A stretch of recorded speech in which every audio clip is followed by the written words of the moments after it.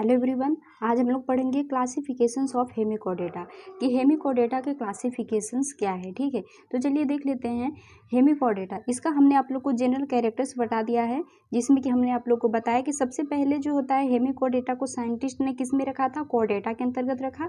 पर इसे क्या किया, बाद में इसमें नोटोकोड न होने की वजह से इसको किस में रख दिया, नॉन कोडेटा में एक अलग फाइलम बना दिया गया, फाइलम हेमिकोडेटा, उसके अंतर्गत रख दिया गया है। ठीक है, तो जो हेमिकोडेटा होता है इसके क्लासिफिकेशंस में देखेंगे तो हेमिकोडेटा को 4 क्लास में क्या किया गया है, डिवाइड किया गया है।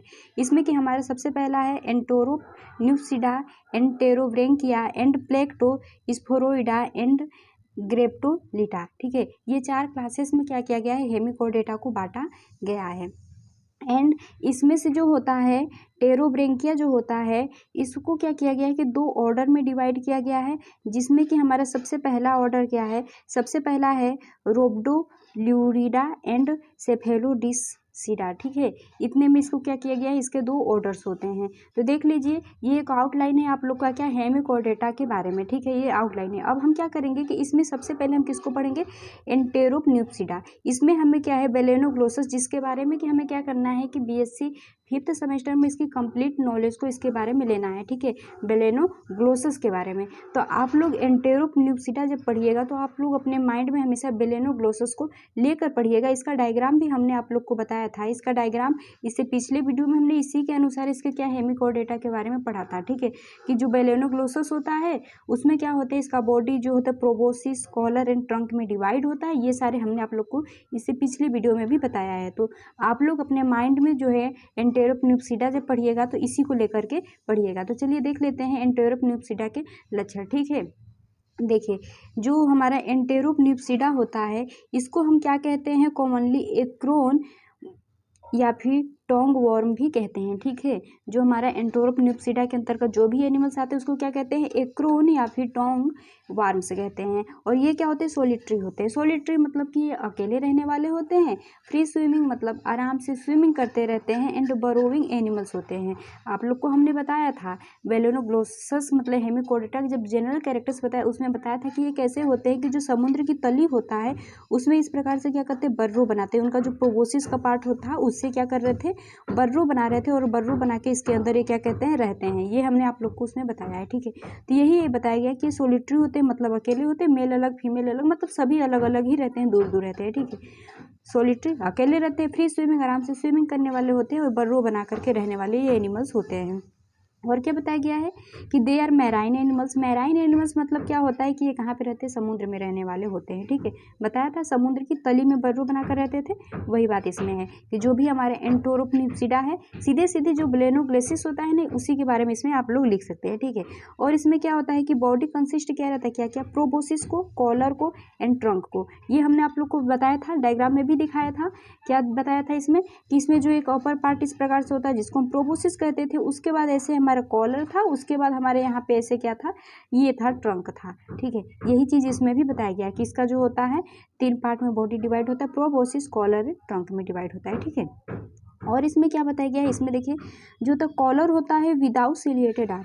आप जब इसके कॉलर को देखे थे, ये क्या था, प्रोबोसिस था। इसके बाद ये जो कॉलर था ये ट्रंक था। ठीक है, तो इस कॉलर में आपको कहीं सीलिया दिख रही थी, इस कॉलर में आप लोग को कहीं भी सीलिया नहीं दिख रही थी। ठीक है, तो ये बताया है कि इसका जो कॉलर होता है उस पर सीलिया नहीं पाया जाता है। ठीक है, उसमें सीलिया नहीं होता है, विदाउट मतलब नहीं होता है। एंड नेक्स्ट है हमारा numerous pair of U shaped के क्या होते हैं, गिल स्लिट्स होते हैं। ठीक है, मतलब कि बहुत सारे पेयर्स में क्या होते हैं, यू शेप के गिल स्लिट्स होते हैं।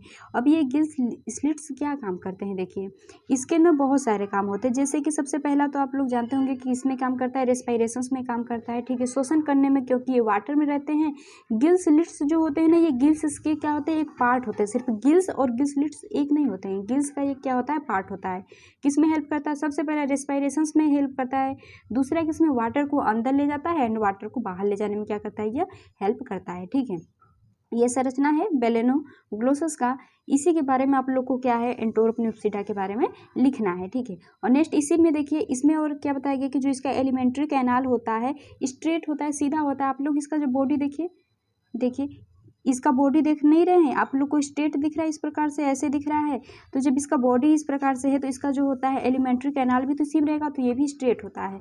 और क्या होता है इसमें एक साइड क्या होता है, यहाँ जो कॉलर है ना, कॉलर के पीछे क्या पाया जाता है, यहाँ पे इसके पीछे जस्ट उस साइड क्या पाया जाता है, माउथ पाया जाता है। तो एक साइड पे माउथ रहेगा और एक साइड पे क्या रहेगा, इसका एनस रहता है, ठीक है। तो ये इसमें बताया गया है। देखिए इसमें क्या बताया गया है कि जो एलिमेंट्री कैनाल है स्ट्रेट होता है, मतलब सीधा रहेगा, एंड माउथ एंड एनस होता है अपोजिट इंड पे। नहीं देखिए, एक इंड पे माउथ था, एक इंड पे क्या था, इसका एनस था, ठीक है। तो माउथ और जो इसका एनस है ये क्या होता है, अपोजिट साइड पे होते हैं। और जो सेक्सेस होते हुए सेपरेट होते हैं, मतलब मेल अलग रहेगा, फीमेल अलग रहेगा, ठीक है। और गोनेट्स क्या रहते हैं, न्यूमरस, मतलब बहुत सारे गोनेट्स रहते हैं। जैसे ह्यूमंस में देखेंगे तो वन पेयर में रहता है, जैसे ओवरी 2 हो गया, और टेस्टिस में देखेंगे टेस्टिस भी जो मेल में होता है वो 2 होता है। तो इस प्रकार से पेयर्स में रहते हैं, पर इसमें क्या होते हैं, बहुत सारे गोनेट्स इसके पाए जाते हैं, ठीक है, जो कि रिप्रोडक्टिव ऑर्गन्स होते हैं वे। और इसमें क्या होता है, टार्नेरिया लार्वा प्रेजेंट होता है। अब आप लोग बताइए, जिसमें टार्नेरिया लार्वा बनता है उसका डेवलपमेंट कैसा होता है, इनडायरेक्ट होता है, ठीक है। जिसमें भी लार्वा बन गया उसका डेवलपमेंट इनडायरेक्ट होगा। इससे पहले की वीडियो में भी हमने आप लोग को ये सब बता दिया है, ठीक है। आगे देखिए, इसमें एसेक्सुअल रिप्रोडक्शन नहीं पाया जाता है, एसेक्सुअल रिप्रोडक्शन इसमें नहीं होता है, केवल क्या होता है, सेक्सुअल रिप्रोडक्शन ही पाया जाता है, ठीक है। एग्जाम्पल बेलोनोलोसस, जिसके बारे में कि हमें बीएससी 5th सेमेस्टर में कंप्लीट जानकारी इसके बारे में लेना है, ठीक है। और एक क्या है, सेकोग्लोसस, ठीक है। तो बेलोनोग्लोसस को आप लोग ध्यान में रखिएगा, क्योंकि इसी के बारे में हमें बीएससी 5th सेमेस्टर में पढ़ना है। नेक्स्ट हमारा क्या है, नेक्स्ट है हमारा टेरोब्रेंकिया, ठीक है। टेरोब्रेंकिया में क्या पढ़ना है हमें, देखिए ये कैसे होते हैं, सेडेंट्री होते हैं। सेडेंट्री मतलब ये चिपके हुए पाए जाते हैं, मतलब किसी भी चीज़ से क्या होते हैं, चिपके हुए होते हैं। और सोलिटरी मतलब अकेले भी रहते हैं और कॉलोनी में भी रह सकते हैं, या तो अकेले हमेशा तो अकेले रहेंगे नहीं, इसलिए कॉलोनी में भी रहते हैं। टूबिकोलस मेराइन होते हैं, एनिमल्स होते हैं। मतलब क्या है, टूबिकोलस का मतलब होता है कि आप लोग को बताए थे ना कि बर्रो जैसे ट्यूब लाइक बर्रो ऐसे बनता है ना, वाटर जो होता है समुद्र का तली जो होता है, मिट्टी समुद्र के नीचे जो रहती है उसके अंदर क्या करते हैं, इस प्रकार से ऐसे बर्रो बनाए रहते हैं ना, यही चीज़ है ये, ठीक है। और ये मेराइन होते हैं क्योंकि समुद्र में रहने वाले एनिमल्स है इसलिए। और बॉडी शॉर्ट होता है, बॉडी छोटा सा होता है, कम्पैक्ट होता है, विथ स्टाल्क फॉर अटैच। मतलब क्या है कि इसमें स्टाल्क पाया जाता है किसके लिए, अटैच होने के लिए, ठीक है। क्योंकि ये पहले ही बता दिया कैसे होते हैं, सेडेंट्री होते हैं, मतलब किसी भी चीज़ से चिपके हुए रहेंगे। इससे पहले आपने देखा था एंटेरोपनिप्सिडा में, तो वो कैसे थे कि वो फ्री थे, ठीक है, फ्री स्विमिंग थे, मतलब आराम से स्विमिंग कर सकते थे, लेकिन वो बर्रो बना कर रहते थे। ये भी बर्रो बनाते हैं, लेकिन ये क्या कहते हैं कि सेडेंट्री होते हैं, ठीक है, मतलब किसी चीज़ से क्या होते हैं, चिपके हुए अटैच होते हैं। एंड नेक्स्ट हमारा क्या है, प्रोबोसिस विथ सिलिएटेड।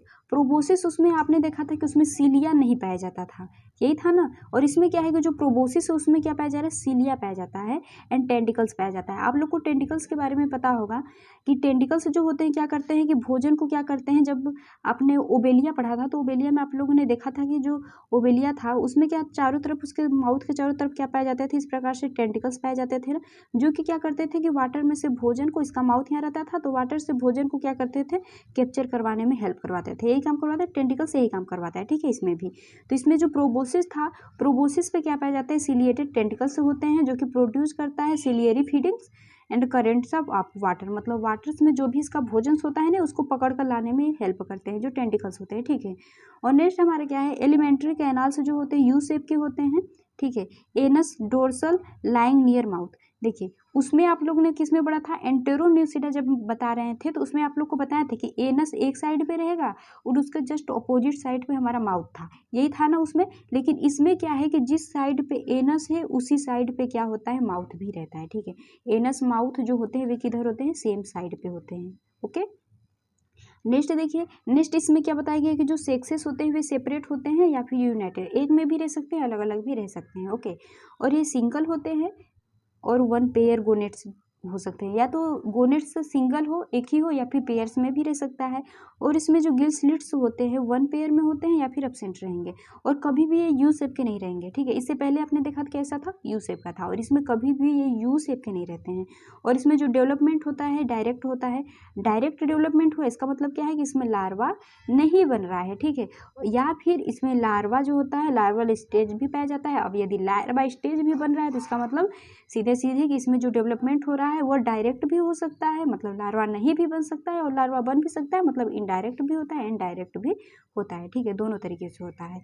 और क्या है, सेक्सुअल रिप्रोडक्शन बाय बडिंग के द्वारा होता है इन सम एनिमल्स, मतलब इसमें जो कुछ एनिमल्स इसके अंतर्गत आते हैं उसमें क्या होता है, सेक्सुअल रिप्रोडक्शन किसके द्वारा होता है, बडिंग के द्वारा होता है, ठीक है। सॉरी, यहाँ पे ए सेक्सुअल रिप्रोडक्शन रहेगा, ठीक है, सेक्सुअल नहीं, ए सेक्सुअल रिप्रोडक्शन यहाँ पे रहेगा कि ए सेक्सुअल रिप्रोडक्शन किसके द्वारा होता है, ए सेक्सुअल रिप्रोडक्शन बडिंग के द्वारा होता है। ओके, आगे देखिए, नेक्स्ट है हमारा रोब्डोप्ल्यूरिडा, ठीक है। इसमें क्या होता है कि ये कैसे होते हैं, ये इसका ऑर्डर है, ठीक है। देखिए हमने आप लोग को जब ये दिखाया है, ये चार्ट इसका देखिए इस चार्ट में देखिए हमने आप लोग को बताया था ना, क्या बताया है कि ये जो होता है हमारा टेरोब्रेंकिया जो होता है, इसको दो ऑर्डर में देखिए डिवाइड किया गया है ना, रोब्डोप्ल्यूरिडा एंड सेफेलोडिसिडा में। तो इसी में हम इसके बारे में पढ़ेंगे, ठीक है। इसके बारे में इंटेरोन्यूस्टा के बारे में हमने आप लोग को बताया है, और उसके बाद हमने इसके बारे में भी पढ़ लिया, अब हम इसके बारे में पढ़ेंगे। ओके, तो चलिए देखते हैं। तो देखिए हमारा ऑर्डर, पहला ऑर्डर से दो ऑर्डर में बांटा गया था ना, तो हमारा सबसे पहला क्या है, रोब्डोप्ल्यूरिडा। लोब्डोप्ल्यूरिडा क्या होता है कि ये कॉलोनियल होते हैं, मतलब कॉलोनी बना करके भी रहते हैं, और जॉइंट्स कनेक्टेड होते हैं बाई स्टोलन से, ठीक है। और उसके बाद क्या है कि इसके जो कॉलर होते हैं विथ टू टेंडिकुलेटेड होते हैं, आर्म्स होते हैं, मतलब इसके कॉलर पे भी क्या पाए जा रहे हैं, टेंटिकल्स पाए जाते हैं, ठीक है। टेंटिकल्स किसके लिए काम कर रहे हैं, भोजन को कैप्चर करने में, ठीक है। और क्या है, इसमें गोनेट सिंगल होते हैं, मतलब एक ही गोनेट पाया जाएगा। गिलस्लिट्स क्या होते हैं, एब्सेंट होते हैं इसमें, ठीक है। हमने इससे पहले बताया था कि उसमें गिलस्लिट्स प्रेजेंट होते थे उन सब में, लेकिन इसमें क्या है, गिलस्लिट्स क्या है, एब्सेंट है, जो कि इसका काम कर रहा था, रेस्पिरेशन का काम कर रहा था, ठीक है। और नेक्स्ट देखिए, नेक्स्ट ऑर्डर हमारा दूसरा ऑर्डर क्या है, दूसरा ऑर्डर हमारा है सेफ्लोडिसिडा, ठीक है। तो इसमें क्या होता है कि कॉलर होते हैं विथ सेवेरल टेंडिकुलेटेड आर्म। इसमें कॉलर में भी क्या पाए जा रहे हैं, इसमें भी हमारे टेंटिकल्स पाए जाते हैं, ठीक है। ये जो पूरा हमारा क्या है, ये क्लास ही है ना, इस क्लास में ही हमारे क्या पाए जा रहे हैं, टेंटिकल्स पाए जा रहे हैं, इसीलिए इसके जो ऑर्डर्स है इसमें भी क्या पाए जा रहे हैं, टेंटिकल्स पाए जा रहे हैं, ठीक है। और इसमें गिलस्लेट्स जो होते हैं सिंगल पेयर में होते हैं, मतलब एक ही पाया जाता है, और गोनेट्स जो होते हैं सिंगल पेयर्स में होते हैं, ठीक है। मतलब गोनेट्स गिलस्लेट्स दोनों सिंगल पेयर्स में पाए जाते हैं। एंड सेफेलो डिस्कस इसका क्या है, एग्जाम्पल्स है, ठीक है। नेक्स्ट हमारा क्लास देखिए, प्लेक्टोस्पोरोइडिया। इसमें क्या होते हैं कि इस क्लास में हमारा represented by a few small rounded transparent and pelagic larva, ठीक है। इसमें क्या होते हैं कि एक हमारा स्मॉल और छोटा सा, मतलब गोल सा क्या बनता है, पेलेजिक लार्वा बनता है, जो कि कैसा होता है, ट्रांसपेरेंट होता है, ठीक है। इस क्लास में हमने आप लोग को ऑर्डर बताया था, अब इसके बाद हम नेक्स्ट क्लास पे बढ़ गए हैं, ठीक है। उसके बाद देखिए इसका जो लार्वा होता है वो कैसा होता है, यू शेप का होता है, और एडल्ट इसका क्या होता है, अभी भी इसके बारे में साइंटिस्ट पता नहीं लगा पाए कि इसका एडल्ट कैसा होता है, ठीक है। और ओनली वन स्पीसीज इसका, एक ही स्पीसीज इसका पाया जाता है। बहुत सारे बुकों में आप देखेंगे ना, तो इसमें हेमिकोडेटा के केवल दो ही क्लास को बताया गया, जो हमने सबसे पहले आपको क्या बताया, एंटेरोप्निप्सिडा, एंड सेकेंड हमारे क्या है, टेरोब्रेंकिया, ठीक है। इन्हीं दोनों क्लास के बारे में ही बताया गया है। और ये जो है हमारा प्लेक्टोस्पोरोइडिया एंड ग्रेप्टोलिटा, इन दोनों के बारे में नहीं बताया गया है, लेकिन ये भी एग्जिस्ट करते हैं, ठीक है। लेकिन इसमें क्या है, सिर्फ इसमें एक ही स्पीसीज है जो एग्जिस्ट करता है, ठीक है। इसमें सिलोम क्या होते हैं, बहुत ही कम डेवलपमेंट होता है। सिलोम मतलब क्या होता है, गुहा मतलब खाली स्थान। इसमें क्या होता है, बहुत कम डेवलपमेंट होता है। देखिए इसमें क्या होता है, यू शेप का डाइजेस्टिव ट्रैक पाया जाता है, ठीक है। अब नेक्स्ट हम देखते हैं नेक्स्ट क्लास के बारे में, क्योंकि इन दोनों क्लास जो होते हैं ना, इन दोनों क्लास के बारे में बहुत ज़्यादा नॉलेज नहीं मिलता है, इसलिए इसमें बहुत ही कम चीज़ों के बारे में पूछा जाता है। तो नेक्स्ट क्लास हमारा देखिए ग्रेप्टोलिटा के बारे में, ठीक है। हमारा सबसे लास्ट क्लास है चौथा, और इसमें क्या है, एग्जिस्ट कॉलोनियल होते हैं, मतलब ये कॉलोनी बनाकर रहते थे, लेकिन अब क्या हो चुके हैं कि इनकी जो प्रजाति थी वे विलुप्त हो चुकी है, ठीक है, अब नहीं पाई जाती है। ओके, तो इसमें mainly known from the fossils के रूप में ये आप लोग को देखने को मिलेंगे। इसका स्ट्रक्चर जो होता है ट्यूब्स में, ट्यूब्स का मतलब क्या है कि ये जो बर्रो बनाते थे ना समुद्र के तली के नीचे जो मिट्टी था उसमें इस प्रकार से बर्रो बनाते थे, उसमें ये क्या था, यहाँ पे कॉलोनी में बहुत सारे आप लोग को देखने को मिलते थे, ठीक है, बहुत सारे। लेकिन अब क्या हो चुके हैं ये कि ये क्या होते हैं, विलुप्त हो चुके हैं, अब नहीं पाए जाते हैं, ठीक है। और एबंडेंट में किस में पाए जाते थे, ऑर्डोविशियन पीरियड में एंड सिल्यूरियन पीरियड में। इसमें क्या पाए जाते थे कि बहुत ही ज़्यादा मात्रा में ये देखने को मिलते थे। ठीक है, पर आप लोग को रिवाइज करा देते हैं। हमने सबसे पहले आप लोग को किसके बारे में बताया था, हेमिकोडेटा के बारे में। इससे पहले जनरल कैरेक्टर्स को बताया, इसके बाद आज इसके क्लासिफिकेशंस को बताया कि इसको 4 क्लासेस में डिवाइड किया गया है। ठीक है, और इसमें जो होता है टेरोब्रेंकिया जो होता है, इसके 2 ऑर्डर्स में इसको डिवाइड किया गया है, जो कि ये हमारा है। ठीक है, तो इन सभी चीज़ों के बारे में, इसके लक्षण के बारे में आप लोग को बता दिए हैं। यदि आप लोग को ये वीडियो अच्छा लगा होगा तो वीडियो को लाइक कर दीजिएगा और चैनल को सब्सक्राइब कर दीजिएगा।